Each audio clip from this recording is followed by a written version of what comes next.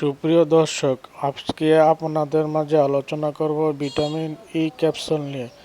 E capsule কিভাবে কাজ করে, কতবেলা খেতে হয়, কোন টাইম খেতে হয়, বিস্তারিত থাকবে আজকের এই ভিডিওতে। তাই ভিডিওটি স্কিপ না করে পুরো ভিডিওটি দেখবেন, তাহলে অনেক কিছু শিখতে পারবেন।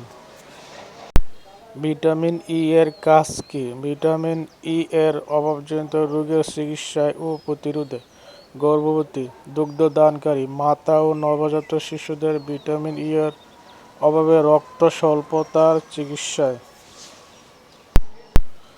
অ্যাঞ্জিনা পেক্টোরিস, কোলেস্টেরল আধিক্য,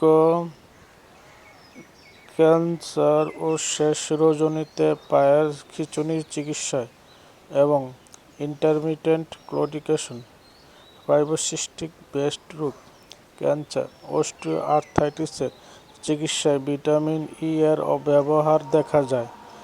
এছাড়া ভিটামিন ই অ্যাথলেটিক পারফরম্যান্স বৃদ্ধির সহায়ক।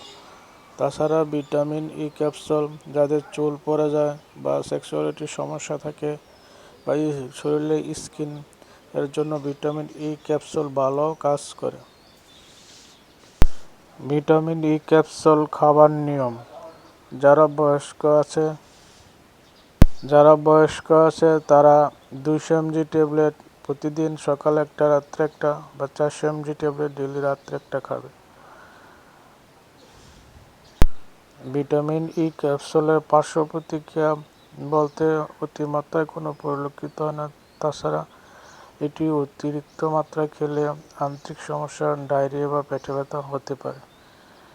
স্তনদানকালে বা গর্ভাবস্থায় আসে কি এটি খাওয়া যায় কিনা?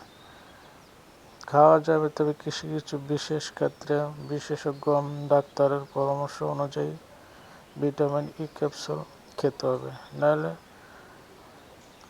একটু অসুবিধা হতে পারে।